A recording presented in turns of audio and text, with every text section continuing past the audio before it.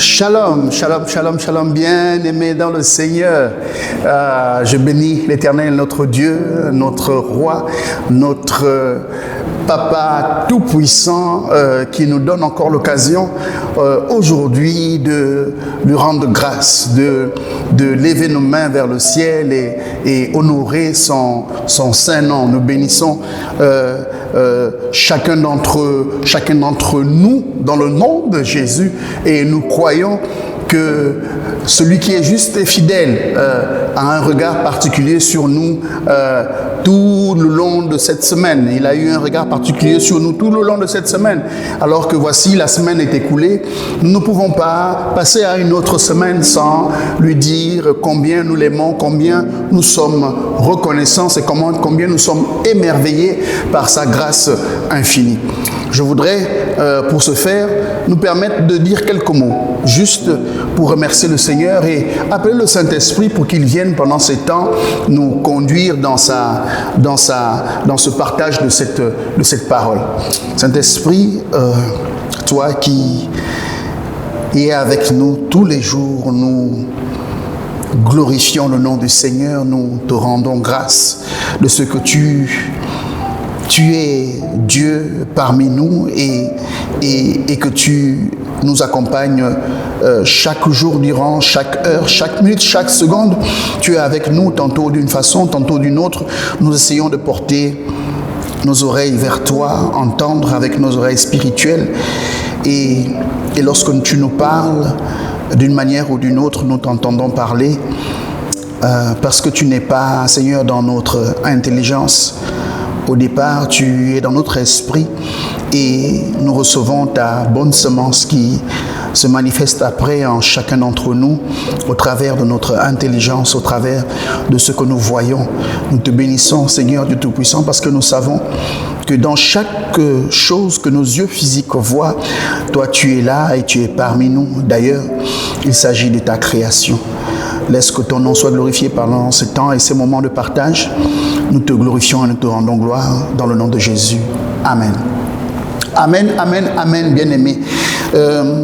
Il y a une semaine particulière, c'est une semaine particulière et je voudrais en cette fin de semaine vous partager une petite exhortation et je voudrais dire à quelqu'un, prends soin de ta famille. Prends soin de ta famille. Prends soin de ta famille. C'est important, je pense, dans ces temps où notre société, où nos sociétés, où les fondements sont tantôt renversés. Je voudrais dire à quelqu'un encore ce matin, prends soin de ta famille. Et pour t'expliquer où je veux en venir lorsque je parle de prendre soin de ta famille, je voudrais t'inviter à ouvrir le livre de vie dans le chapitre 19 de Genèse, à partir du verset 1. On ne va pas tout lire, nous allons certainement nous arrêter au verset 21 et nous allons partager ensuite. Les deux anges arrivèrent à Sodome sur le soir et Lot était assis à la porte de Sodome. Quand Lot les vit, il se leva pour aller au-devant d'eux et se prosterna la face contre terre. Puis il dit, voici mes seigneurs, entrez, je vous prie, dans la maison de votre serviteur et passez-y la nuit, lavez-vous les pieds.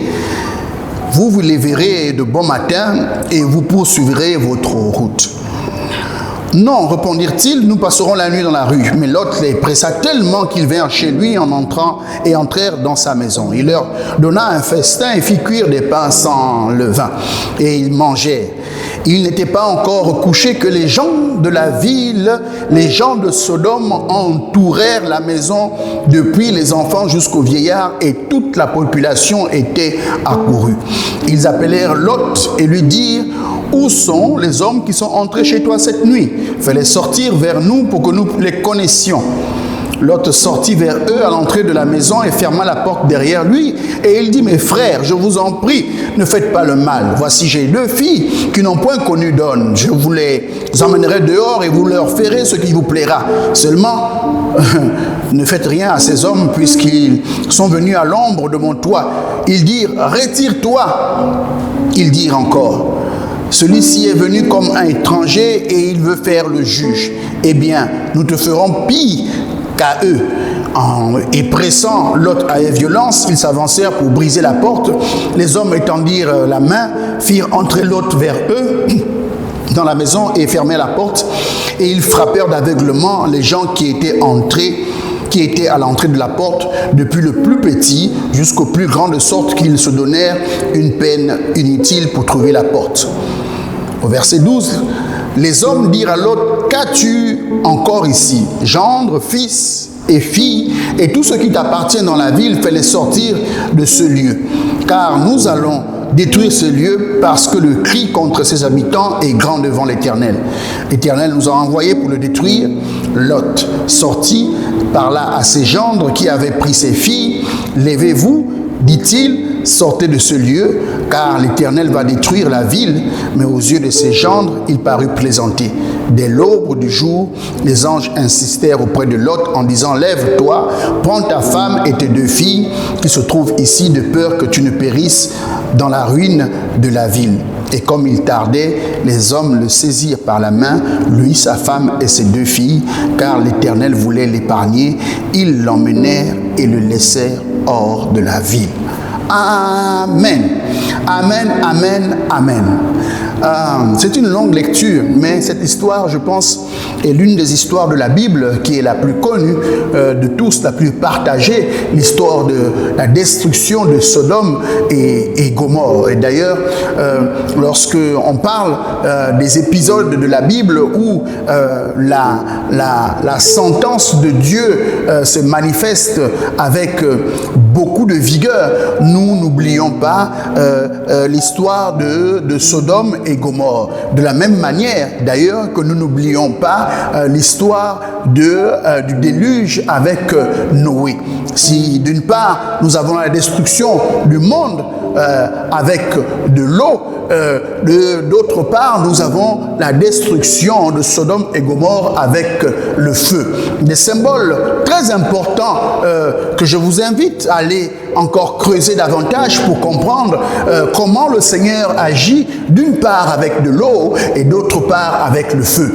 Je ne voudrais pas ouvrir cette parenthèse de peur de perdre chacun d'entre nous sur ce chemin, parce que je voudrais que nous restions dans le thème, dans la direction dans laquelle le Seigneur m'a inspiré.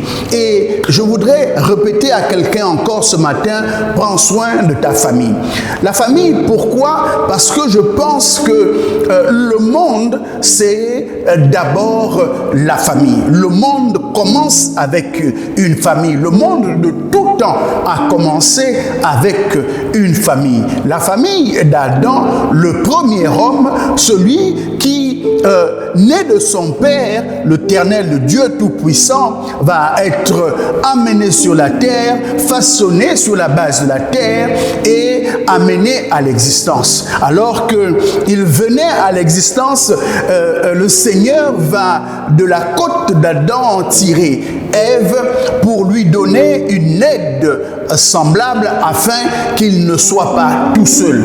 Voici donc la naissance même de la première famille de la terre. Adam, en voyant Ève, va dire, oh, il va lui donner un nom premier. Le premier nom de Ève n'est pas Ève. Le premier nom de Ève est Isha. Isha, en réalité, c'était Adam qui voyait Ève et qui, pour la première fois, s'identifiait en quelqu'un d'autre. Il voyait quelqu'un qui lui ressemble mot pour mot. En fait, il était comme face à un miroir. Et là, il va comprendre que lui étant Ish, voici lui, ok, dans une autre forme, mais il s'agit toujours de lui. C'est pourquoi il y a une parfaite égalité entre l'homme et la femme. Et au départ, il n'y a pas de distinction palpable, il n'y a pas de distinction. Lorsque Adam voit Ève, il comprend très bien qu'il s'agit de lui-même. Il a vu les animaux passer, mais lorsqu'il regarde Ève, il dit, voici un membre de ma famille. Je pense que lorsqu'on parle de la famille, nous devons nous regarder chacun, les uns et les autres, comme étant nous-mêmes. Comme Adam, lorsque nous parlons de notre famille, nous devons regarder l'autre membre de la famille comme soi-même. Il est important dans une famille de se reconsidérer à la lumière de ce que nous sommes nous-mêmes. C'est pourquoi le Seigneur va, dans sa parole, instruire l'homme de aimer sa femme comme lui-même. Du moins comme lui a aimé l'épouse qui est l'Église. Parce qu'il y a un rapport direct à nous lorsqu'il s'agit de la famille. La famille, c'est les autres comme moi, je suis. Dans cette histoire, nous avons Lot qui est le neveu d'Abraham. Et d'ailleurs, lorsque le Seigneur va demander à Abraham de quitter sa famille en Mésopotamie pour rejoindre le pays de Canaan, Abraham va prendre un membre de sa famille. Il va prendre non seulement son épouse, Sarai, mais il va aussi prendre Lot, qui est le fils de son oncle, de son frère, du frère de son père, et il va le porter avec lui dans ses bagages. Arrivé sur les terres riches de plaine, voici que vient le moment du schisme, de la séparation entre Lot et Abraham. Lot, attiré par le territoire verdoyant, va migrer vers Sodome et Gomorrhe, et il y a plein d'histoires derrière cette symbolique du schisme entre Lot et Abraham. Ce n'est pas notre sujet du jour. Lot va se retrouver là, dans cette ville de Sodome où le mal a atteint son paroxysme. Il est clair que Lot va migrer vers Sodome, et Sodome, les cris et le mal de Sodome va remonter telle une très mauvaise odeur vers le Seigneur, qui va, à cause du mal, à cause des fondements qui sont totalement renversés dans cette nation, va décider de détruire cette ville. Mais à l'intérieur de cette ville, et nous le comprenons dans la conversation que Abraham, lors de son intercession avec les gens du Seigneur, va amener le Seigneur à sauver au moins une dizaine de justes. Au moins, s'il y a un seul juste, Abraham va intercéder jusqu'à ce que le Seigneur approuve de sauver une dizaine de justes. Lorsque nous voyons l'histoire de Sodome et Gomorrhe, nous comprenons que la fin de temps ne permettra pas à tous d'être sauvés. De la même façon que Noé était censé sauver une multitude, la dizaine n'a même pas été atteinte. Noé n'aura pu sauver que 8 personnes. De l'autre côté, nous voyons ici à Sodome que le chiffre de 10 n'aura même pas été atteint, tellement le péché avait totalement renversé la ville. Les anges vont se présenter à la porte de la ville, là où résident les sages et les hommes de haut rang, tels que Lot l'était dans cette ville en dépit du mal criard qui y régnait. Lot va exercer l'hospitalité que jadis son oncle Abraham l'aurait fait et l'a déjà fait. Je pense qu'il s'agit ici pour Lot de faire exactement ce qu'il a vu son oncle faire. Et là, je comprends que Lot a reçu une éducation. Je comprends que dans la maison d'Abraham, Lot a reçu une éducation. L'éducation de Lot était celle véritablement d'exercer l'hospitalité avec une grande ferveur. Il y a aujourd'hui cette grande question de l'éducation. Il y a une grande question de l'éducation aujourd'hui qui perturbe toute la nation. Nous le voyons dans nos écoles, nous le voyons dans les faits divers. Nos jeunes sont totalement renversés sur la question de l'éducation. La question se pose, même au niveau du corps enseignant, qui s'interrogent sur leur véritable mission. Sommes-nous là pour enseigner ou sommes-nous là pour éduquer nos enfants? D'aucuns diraient que l'éducation est le domaine réservé aux parents. D'autres diraient non, nos valeurs s'apprennent aussi à l'école. Et pour cela, l'éducation doit aussi être manifestée en plus de l'enseignement à l'école. Le débat est intéressant. Mais une chose est sûre, nous sommes le produit de nos parents, de notre famille. Nous avons les valeurs que nous avons acquises dans nos familles, certainement aussi à l'école, et selon que la famille ait pu nous encadrer ou ne pas nous encadrer, une éducation ramassée ici et là. C'est pourquoi j'insiste pour dire prends soin de ta famille, parce que tu as un rôle important avec tes enfants. Tu as à donner à tes enfants des valeurs. Tu as à donner à tes enfants la capacité d'exercer l'hospitalité. Je dirais plus, tu as la responsabilité de donner à tes enfants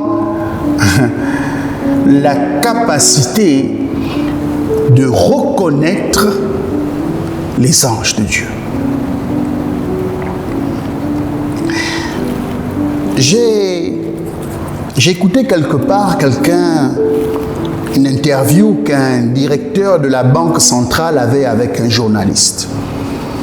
Et la question qui lui a été posée, c'était de savoir, monsieur le directeur général de la Banque centrale, comment faites-vous pour reconnaître, on vous dit très fin connaisseur de la différence, reconnaître la différence entre un faux billet et un vrai billet? Sa réponse était très intéressante. Il a dit, je reconnais les faux billets pour la simple et unique raison que je passe beaucoup de temps avec le vrai billet. Et parce que je travaille où les vrais billets sont fabriqués, si vous m'amenez un faux, je sais le distinguer. Je crois que Lot, ayant passé beaucoup de temps avec Abraham, avait la capacité de distinguer les messagers de Dieu. Il ne s'agit pas seulement ici d'exercer une hospitalité. Et d'ailleurs, on va voir la capacité qu'a Lot de vouloir livrer ses filles à la place de ses visiteurs à cette population de Sodome. Il y avait quelque chose en particulier dans l'exercice de l'hospitalité de Lot par rapport à ces hommes de Dieu.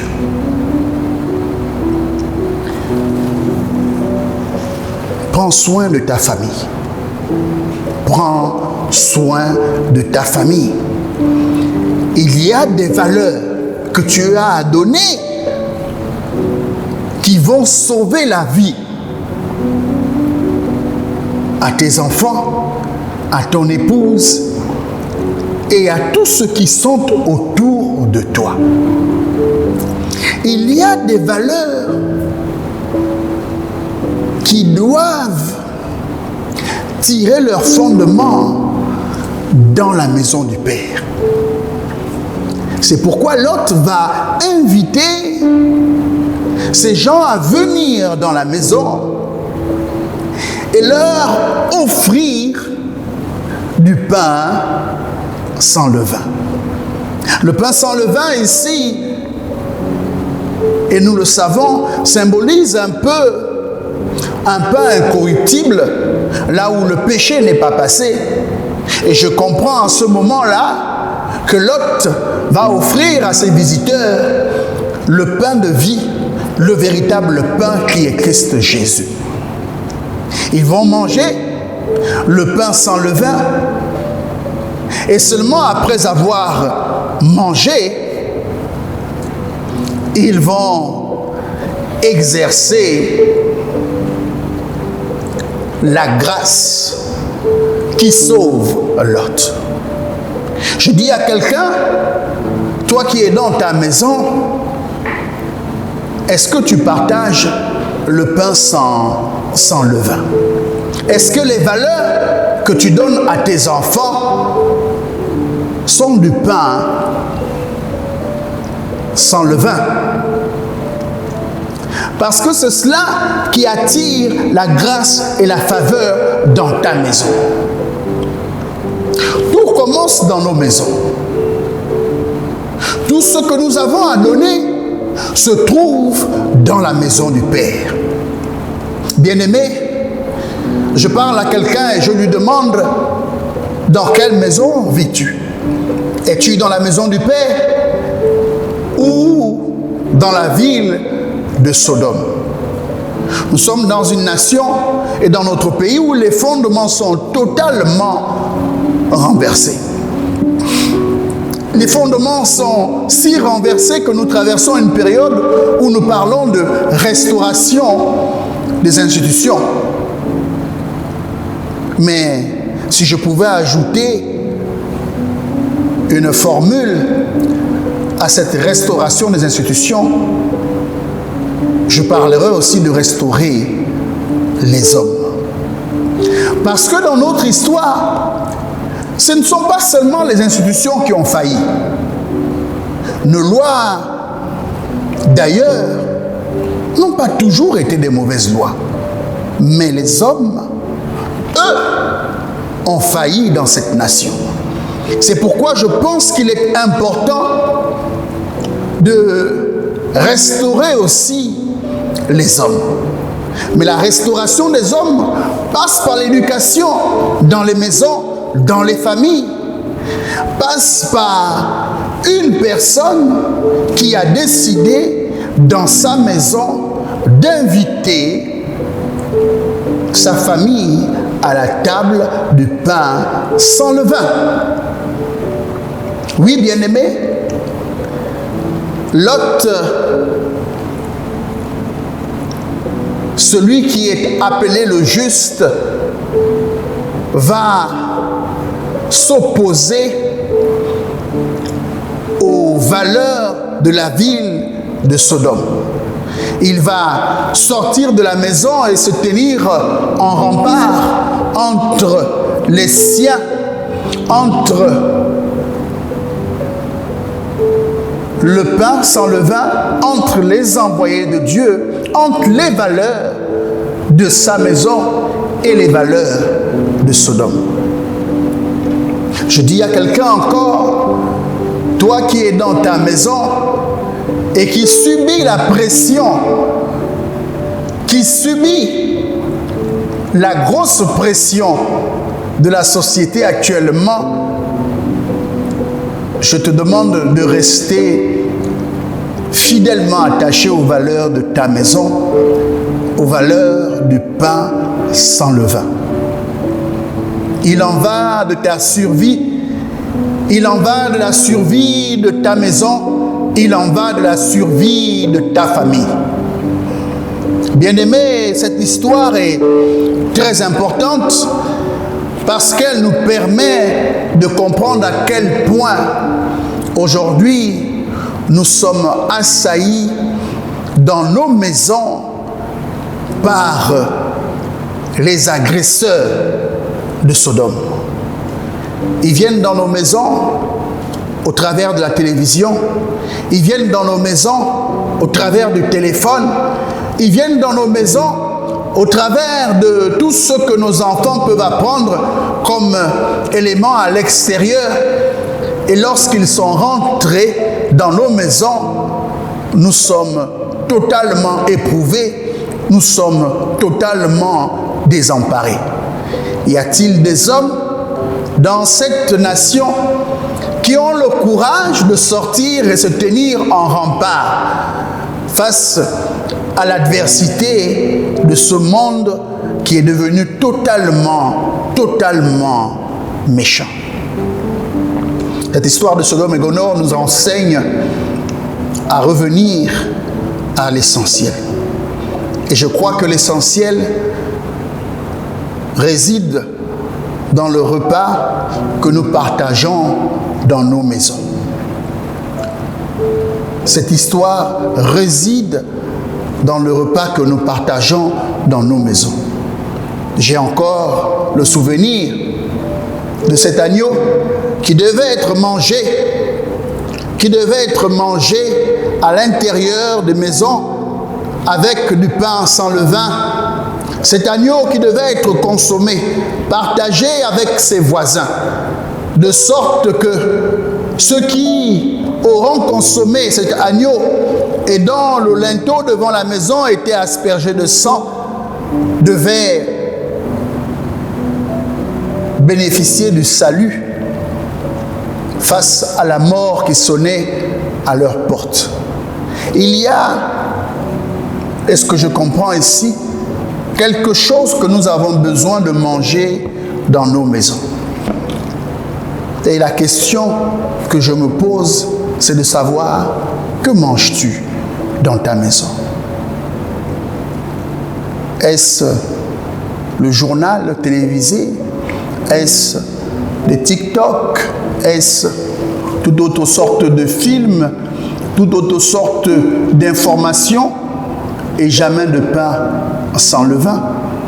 Bien-aimés, nous avons à résister face aux habitants de Sodome avec du pain sans levain. Je prie le Seigneur que chacun d'entre nous fasse une introspection et revienne à l'essentiel. Partager du pain sans levain, cette manne, le vrai pain de vie qui est le Christ Jésus, afin que nous soyons tous épargnés lorsque viendra le jugement dernier. Je prie le Seigneur que chacun d'entre nous prenne soin de sa famille, que chacun d'entre nous communique les vraies valeurs à ses enfants, à son mari, à son épouse, à son gendre, à ses belles-filles, à nos frères, nos cousins et nos sœurs. Toutes ces personnes qui gravitent autour de nous ont besoin de partager ce pain sans levain, ce pain qui te permettra, lorsque viendra le jugement, lorsque Sodome frappera à ta porte, pour que tu sois épargné de la sentence finale. Je bénis le Seigneur, le Dieu Tout-Puissant, pour l'occasion qu'il nous donne encore de prendre soin de notre famille. Je t'implore, ô Père, prends soin des nôtres. Prends soin de notre Seigneur. Donne-nous, Seigneur Jésus, de garder nos regards fixés sur toi, afin que ta parole de vie, Seigneur, nous permette de mettre nos familles à l'abri. Je te bénis, ô Père, de ce que mes yeux ne soient pas fixés, de ce que nos yeux ne soient pas fixés, Seigneur, sur les attraits et les choses de ce monde, sur l'argent, l'or et toutes ces choses qui pervertissent encore toute cette création. Je prie véritablement que nous restons centrés sur toi, toi le véritable pain de vie, celui qui n'a pas connu de péché et par qui la grâce et le privilège nous a été fait de recevoir la vie éternelle. Laisse que ton nom soit glorifié. C'est dans le nom de Jésus que nous prions. Amen, amen, amen, amen.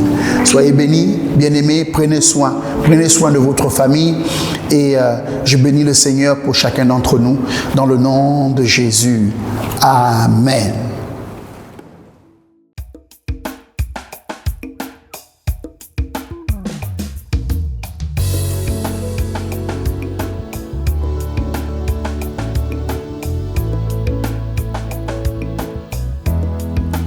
Je suis un flot.